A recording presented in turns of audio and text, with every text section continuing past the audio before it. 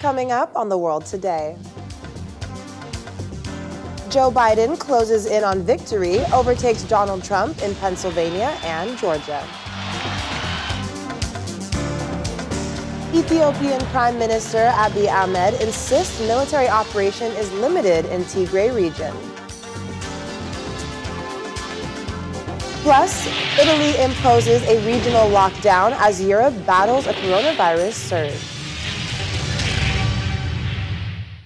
Hello and welcome to the program. I'm Akaite Afia. Georgia Secretary of State Brad Raffensperger has announced that the state's presidential contest will go to a recount. He says that 4,169 votes remain to be counted and that some 8,000 military absentee ballots are still in the mail and will only be counted if they arrive by the end of the day. He adds that the reason for the recount is due to how close the race is and that they have not seen any widespread irregularities that would indicate foul play. Meanwhile, Democratic candidate Joe Biden has pulled ahead of Donald Trump in Pennsylvania, a key state in the U.S. presidential race. If Mr. Biden wins the state, which has 20 electoral college votes, he will secure victory in this election. Now, this comes amidst unsubstantiated claims of election fraud from the president and threats of violence in some states. The police in Philadelphia say they are investigating an alleged plot to attack the city's Pennsylvania Convention Center, where votes from the hotly contested presidential election are being counted. Local police received a tip about a Hummer with armed people driving up from Virginia with plans to attack the convention center. The police arrested at least one man and seized a weapon, as well as the Hummer, about which they had received a tip. No injuries were reported, and no further details about the alleged plot were disclosed. Earlier on Thursday, supporters of both U.S. President Donald Trump and his Democratic challenger Joe Biden held rallies in Philadelphia as election staffers slowly counted thousands of mail-in ballots that could decide Pennsylvania's crucial 20 electoral college votes. Democrat Joe Biden is drawing closer to victory in an exceedingly close U.S. election that is hinged on razor-thin margins in a handful of states. But it seems President Trump is not in the mood to concede defeat. Counting in Pennsylvania and other key states are all part of a corrupt Democrat machine that you've written about, and for a long time you've been writing about the corrupt Democrat machine. I went to school there, and I know a lot about it. It hasn't changed. It's a long time ago, and hasn't changed. It's gotten worse. Undeterred by the president's speech, Mr. Biden calls for calm. In America, the vote is sacred. It's how people of this nation express their will.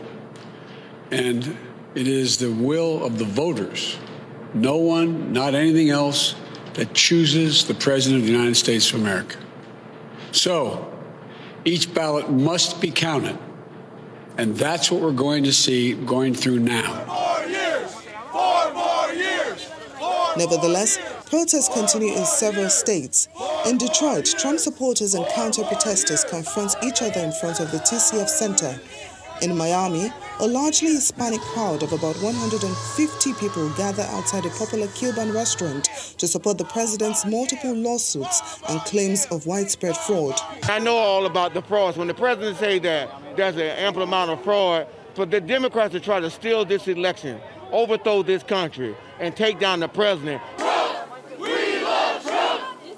More drama followed in Arizona, where a crowd of Donald Trump supporters, some armed with rifles and handguns, gathered outside an election center in protest over rumors that votes for the Republican president are deliberately not being counted. With the count still underway in several key states, President Trump has accused the Democrats of trying to steal the election without evidence and filed lawsuits in several states relating to vote counting. Our VOA correspondent Cindy Sain joins us now for some more on this. Cindy, welcome to the program. Thank you so much. My pleasure. So it feels like a long time since Election Day, but we're edging closer to a definitive result now, aren't we? Yes, it looks like we are. For former Vice President Joe Biden, he must be feeling very good, cautiously optimistic here on Friday. We've all been on this emotional roller coaster together. But in most of the crucial states that would put him over the top, he does have a very thin lead. Votes are still being counted, so we don't want to get ahead of ourselves. VOA is cautious and still, has not called it for either candidate, as other news networks have not either.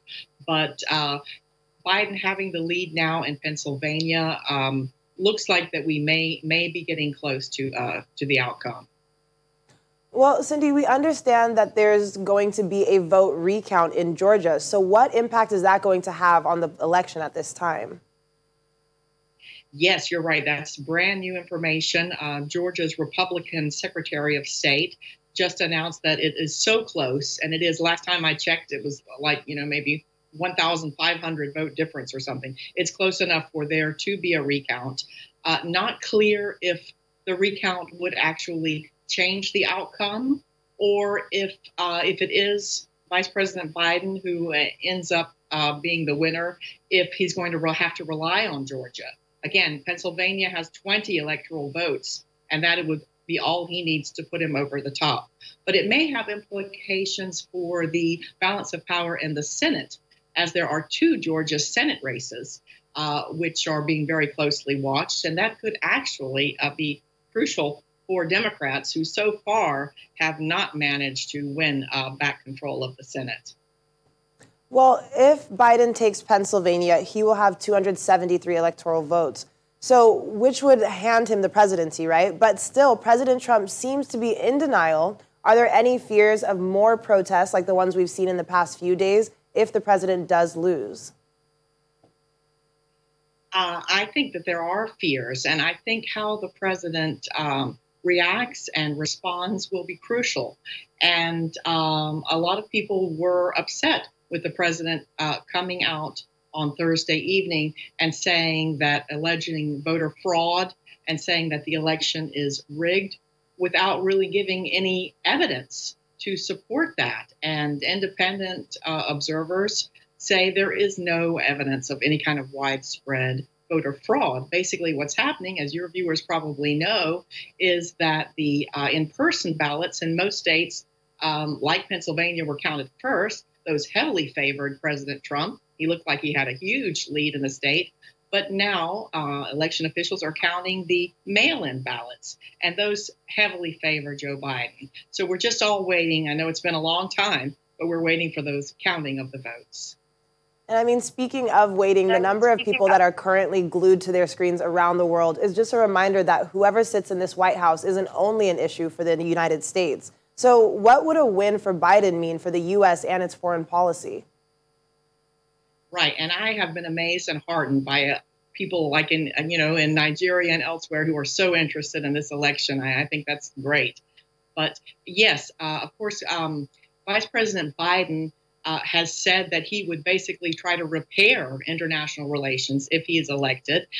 He relies a lot more on multinational alliances and NATO, and he has said that the U.S. would rejoin the Paris Climate Accord, would get back into the Iran nuclear deal. I think we could expect him to travel to Africa.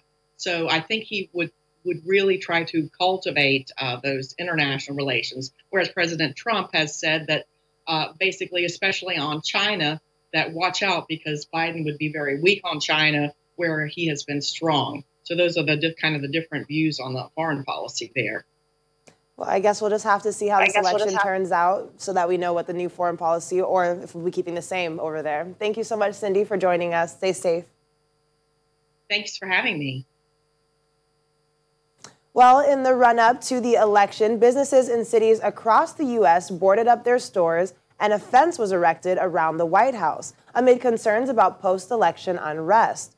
Protesters have turned out, demanding that vote counting continues in some states and demanding it stops in others. But for now, there has been little sign of mass unrest as feared.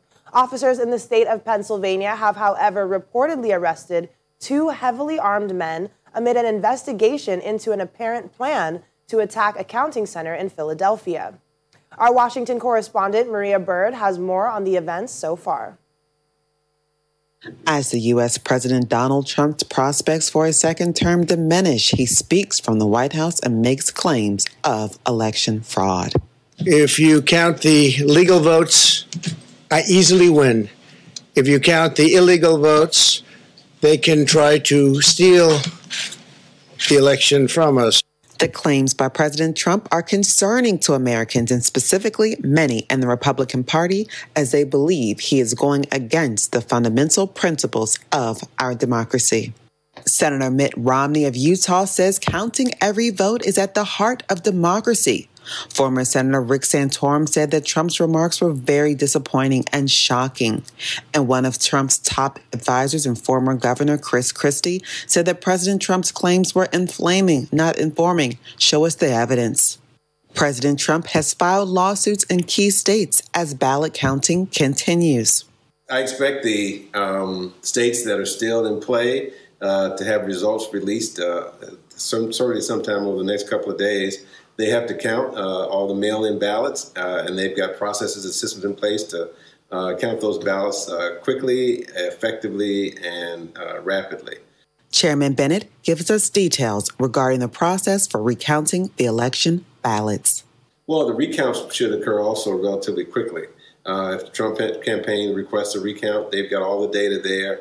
All that data is sitting on systems, and they should be able to do recounts relatively quickly. It's doubtful that in any of those situations that the recounts will actually change the total tally. While the election has strong political ties and impacts, it has taken a major toll on many Americans.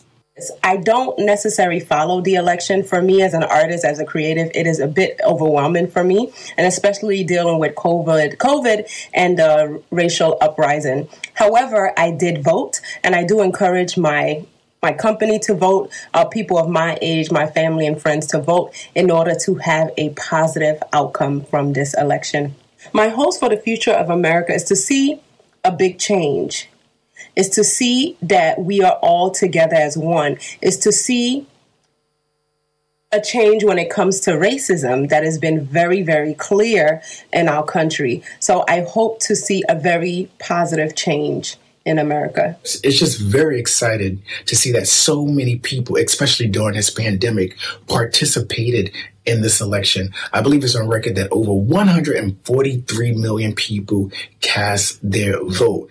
And I definitely take pride in seeing and observing how powerful the voice of Black America was during this election. It came down to states such as Michigan, Wisconsin, possibly Georgia, and even Pennsylvania within urban communities, and how those communities might turn those states blue. So to me, I learned just how powerful a Black voter is and has been during this election. This election is a race to the finish line, and a greater focus is being placed on preserving the American democracy. From Washington, Maria Bird, Channels Television News. Well, away from the United States and onto security matters, German police have searched the homes of 4 men over suspected links with a militant Islamist gunman who shot 4 people dead in central Vienna. Police say the men are not considered suspects, but they did have contact with the attacker, and 2 met him in person. A number of suspects are still being held in Austria, but officials are following up with leads in Switzerland as well. The gunman went on to rampage in Vienna on Monday night, opening fire in 6 places in the center. 2 women and 2 men were killed, and 23 people were wounded. Police shot the gunman dead and found that he had both Austrian and Macedonian citizenship. Still to come on The World Today. Robotic cat-like waiters delight customers in a Russian cafe. Stay with us.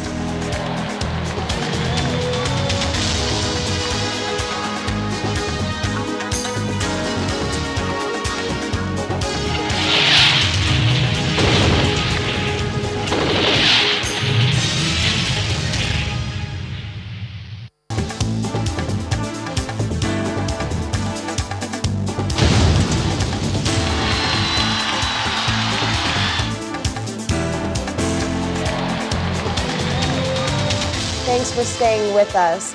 The Ethiopian military and officials in the northern Tigray region are accusing each other of instigating a war that has seen fighting between government soldiers and troops loyal to the regional administration. The deputy chief of Ethiopia's army, Birhanu Jula, said on state television that they are working to ensure that the conflict does not spread from Tigray to the rest of the country. He described the conflict, which he says began unexpectedly, as senseless.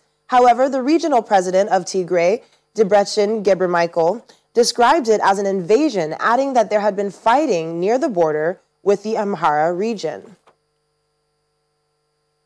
A 90-year-old former archbishop who was kidnapped in Cameroon's restive Anfalone region has been freed and is receiving a medical examination. But the whereabouts of 10 other people reportedly abducted alongside him are still unknown. Retired cleric Christian Toomey was driving from the capital city, Yaoundé, to Kumbo alongside the others on Thursday when they were abducted. The circumstances of his release are not clear. But a close associate of the Archbishop, Ellie Smith, says he spoke to the kidnappers who said they only seized the cleric to pass a message to the government without specifying any further. He says separatist fighters are behind the abduction. Scores of Kumbo's residents reportedly marched to the separatist camp looking for hostages and demanding their release.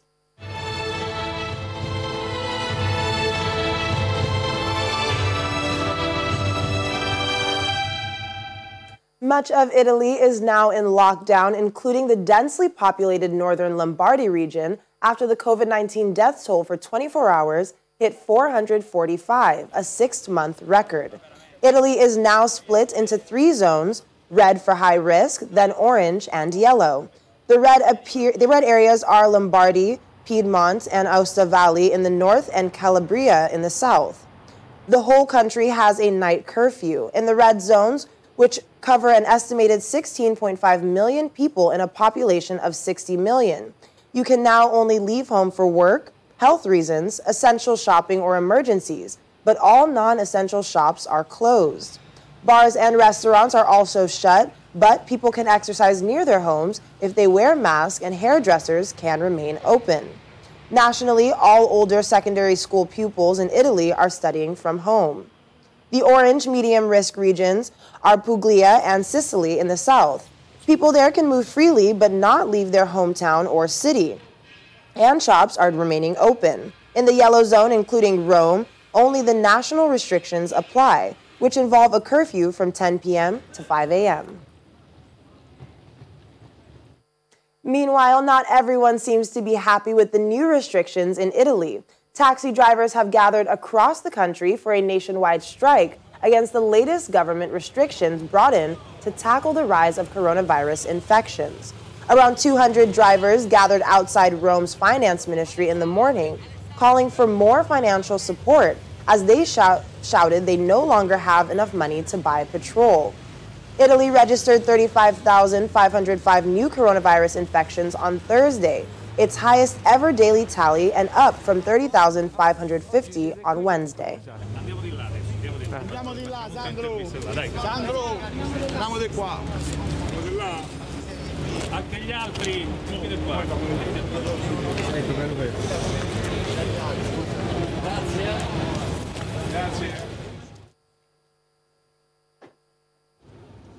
Meanwhile, Britain has launched a COVID-19 mass testing pilot scheme in northwest city of Liverpool, offering everyone tests whether or not they have symptoms.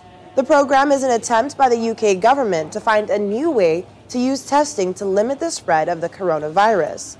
Prime Minister Boris Johnson promised a world-beating national test and trace system earlier this year, whereby people with symptoms get tested and the contacts of positive cases are asked to self-isolate.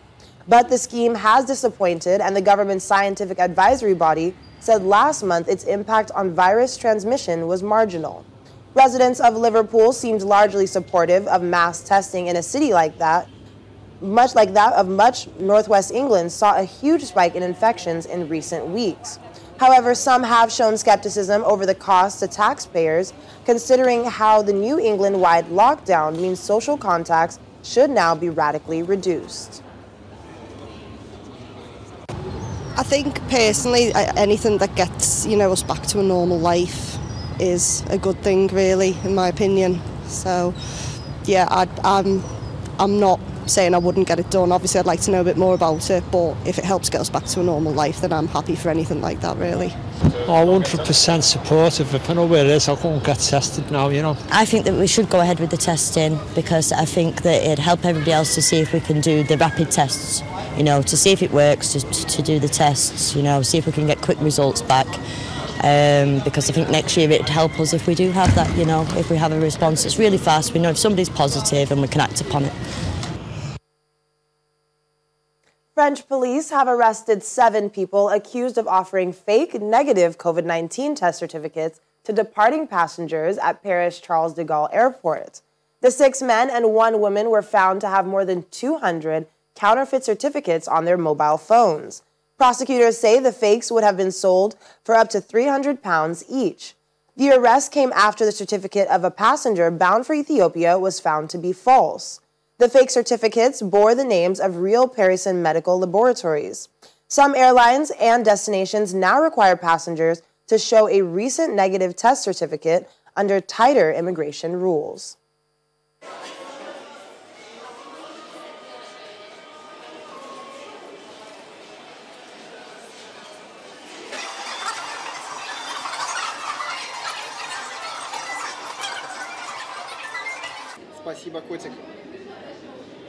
Well, to some lighter stories now. This cat-like robot meows when patted, but also helps waiters in Moscow cafe to serve tables. One of the Russian cafe chains introduced a robotic innovation aimed at providing contactless service at times that the country reported 20,582 new coronavirus cases as of today. Equipped with trays and digital screens featuring a cat's snout, the robot drives in between tables, delivering orders from the kitchen to customers and taking dirty dishes away. To avoid the spread of the coronavirus, the robot is disinfected every 2 hours. Elvis, a cafe waiter, says the robot saves time as it can deliver many orders simultaneously to big companies of guests.